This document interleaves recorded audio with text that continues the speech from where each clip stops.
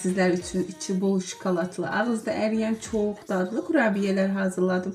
Mütləq siz də hazırlayıb dadına baxmalısınız. Özellikle de uşaqlar için hazırlasanız çok sevəcəklər.